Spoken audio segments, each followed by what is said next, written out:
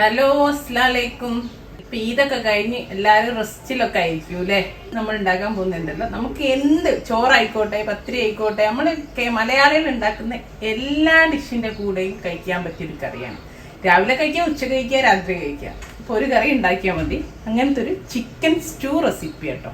അപ്പോൾ എങ്ങനെ ചെയ്യാൻ നോക്കാം. ഞാനൊരു കടായി, നമ്മൾ ചിക്കൻ കറിയൊക്കെ ഉണ്ടാക്കുന്ന ഒരു പാത്രം വെച്ചിട്ട് അതിലൊരു 2-2.5 ടേബിൾ സ്പൂൺ വെളിച്ചെണ്ണ ഒഴിച്ച് ചൂടാവാൻ വെച്ചിട്ടുണ്ടേ. അപ്പോൾ വെളിച്ചെണ്ണ ചൂടായി വരുമ്പോൾ ഒരു 10 മണി ഉലുവ ചേർത്തി കൊടുക്കാം. ആ ഉലുവ ഒന്ന് പൊട്ടി വരുന്ന സമയത്ത് ഒരു 1/2 ടേബിൾ സ്പൂൺ ഇഞ്ചി, അതായത് ഒരു 3 അല്ലി വെളുത്തുള്ളി, പിന്നെ ഒരു 8 നല്ല എരിവുള്ള പച്ചമുളക്, 3ഉം കൂടെ ചതച്ചെടുത്ത് വെച്ചതാണ്. പിന്നെ ഇത്തിരി കരിവേപ്പില, ഇത്രയും നമുക്ക് ചേർത്തി കൊടുക്കാം.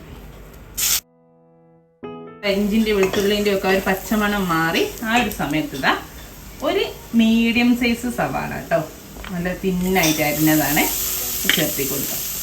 എന്നിട്ട് ഇതിന്റെ കൂടെ ഇട്ടിട്ട് നന്നായിട്ട് വഴറ്റി. നമ്മൾ ഉള്ളിയൊക്കെ ഒന്ന് നന്നായിട്ട് വന്നിട്ട് തീ നന്നായിട്ട് കുറച്ച് അല്ലെ തീ ഓഫ് ചെയ്തിട്ട് മസാലപ്പൊടികളൊക്കെ ഒന്ന് ചേർത്തെടുക്കാം. ഞാനിതാ വെള്ള കുരുമുളകാണ് 1/2 ടേബിൾ സ്പൂണ്.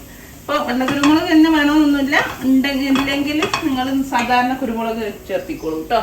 പിന്നെ അതാ 1 ടേബിൾ സ്പൂൺ മല്ലിപ്പൊടി, ഇത് പച്ച മല്ലിപ്പൊടിയാണ്. അതാണ് കുറച്ചുകൂടെ നല്ലത് സ്റ്റൂവിന് മറ്റതിനേക്കാളും. അതായത് നമ്മൾ വറുക്കാത്ത മല്ലിപ്പൊടി.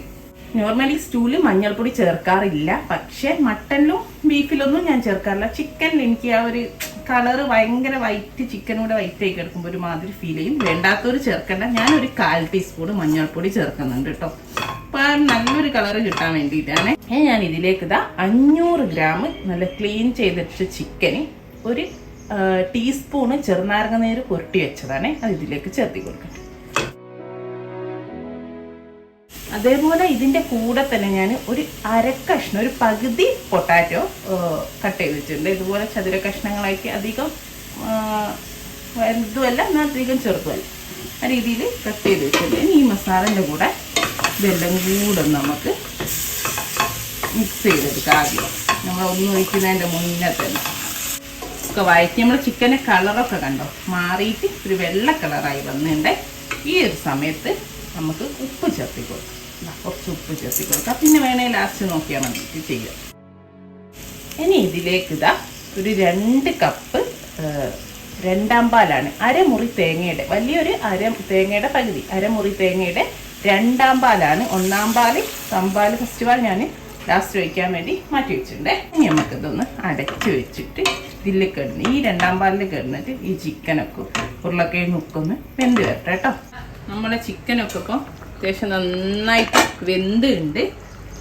ഇനി നമുക്ക് ഇതിലേക്ക് എന്താ ഒരു 12 അണ്ടിപ്പരിപ്പ് കുതിർത്തി ഒന്ന് തിളപ്പിച്ചിട്ട് അടിച്ചെടുത്തതാണ്, കാഷ്യൂ പേസ്റ്റ്, അത് ചേർത്തി കൊടുത്തിട്ട് ഇനി ഇതിൻ്റെ ആ ഒരു ടേസ്റ്റൊക്കെ ഒന്ന് പിടിക്കാൻ ഒരു 5 മിനിറ്റ് കൂടെ നമുക്കൊന്ന് തിളപ്പിച്ചെടുക്കാം. ചിക്കനിലൊക്കെ ഒന്ന് പിടിച്ചോട്ടെ കാഷ്യൂ. ഇതാ നന്നായി തിളച്ച് ഒരു 5 മിനിറ്റ് ആയിട്ടോ. 1/2 തക്കാളി ഇതാക്കണ്ട, ചെറുതായിട്ട്, അധികം പഴുത്തെടുക്കരുത് കേട്ടോ. ഒരു 1/2 പീസ് നോർമൽ തക്കാളിൻ്റെ പകുതി ചെറുതായിട്ട് ഇങ്ങനെ കഷ്ണങ്ങളായിട്ട് മുറിച്ച് ചേർത്തി കൊടുക്കണ്ടേ. ലാസ്റ്റ് നമുക്ക് കഴിയാനായി.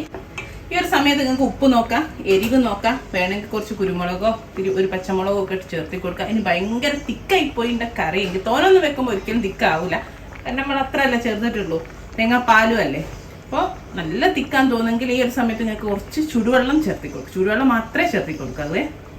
തക്കാളി ഇട്ട ഒന്നൊന്ന് തളിച്ചാൽ മതി. അപ്പം തന്നെ തക്കാളി അധികം ഇതിൽ അലിഞ്ഞു പോകരുത് കേട്ടോ. അപ്പോൾ നമുക്ക് ഫസ്റ്റ് പാൽ ചേർത്തി കൊടുക്കാം. 1ആം പാൽ ചേർത്തി കൊടുത്ത് പിന്നെ നമുക്കറിയാലോ എല്ലാത്തിലും പറയും പോലെ തന്നെ തിളച്ച് പോകരുത്. സൈഡ് കൂടെ ഒക്കെ ചെറിയ ഇങ്ങനെ ബബിൾസ് പോലെ തുള്ളൽ വന്ന് കഴിഞ്ഞാൽ അപ്പോൾ ഓഫ് ചെയ്യണം കേട്ടോ. തളിച്ചായാലും ഒരു തേങ്ങാപ്പാൽ തളിച്ചു പോയാലും ടേസ്റ്റും ഉണ്ടാവില്ല, പിന്നെ ഒരു പിരിഞ്ഞ പോലെ ആയി പോവുകയും ചെയ്യും. അപ്പോൾ അത് കണ്ടോ സൈഡിൽ നിന്നൊക്കെ ഇങ്ങനെ തുള്ളി വരുന്നത് കണ്ടോ. ആ ഒരു സമയം അപ്പോൾ തന്നെ തീ ഓഫ് ചെയ്ത് കൊടുക്കട്ടെ. ഓഫ് ചെയ്തു ഞാൻ കേട്ടോ. ഇത്ര മതി. ഇനി നമുക്ക് കഴിഞ്ഞോ ജസ്റ്റ് ഒന്ന് നമുക്ക് താളിച്ചിടാം. ഓക്കെ, അപ്പോൾ നമുക്ക് താളിക്കാൻ വേണ്ടിയിട്ട് ഒരു ചെറിയ പാത്രം വെച്ച് അതിൽ ഒരു 1.5 ടേബിൾ സ്പൂൺ വെളിച്ചെണ്ണ ഒഴിച്ചു കൊടുത്തിട്ടുണ്ട്. വെളിച്ചെണ്ണ ചൂടായി വരട്ടെ.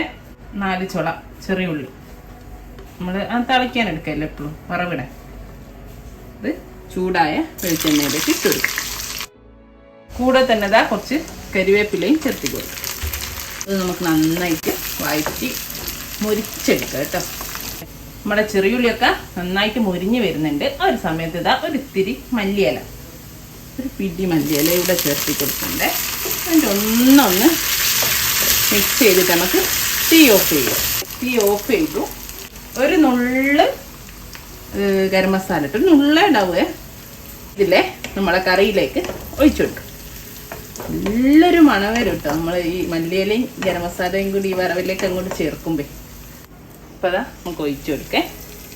ഒഴിച്ചു കൊടുത്തിട്ട് ഒന്ന് നമുക്ക് കറിയിലൊക്കെ ഒന്ന് മിക്സ് ചെയ്ത് കൊടുക്കും. ഇത്രയേ ഉള്ളൂ. നമ്മുടെ സ്റ്റൂ ഇവിടെ റെഡിയാണ്. നല്ല അടിപൊളി ചിക്കൻ സ്റ്റൂ ഇവിടെ റെഡിയാണ്. കണ്ട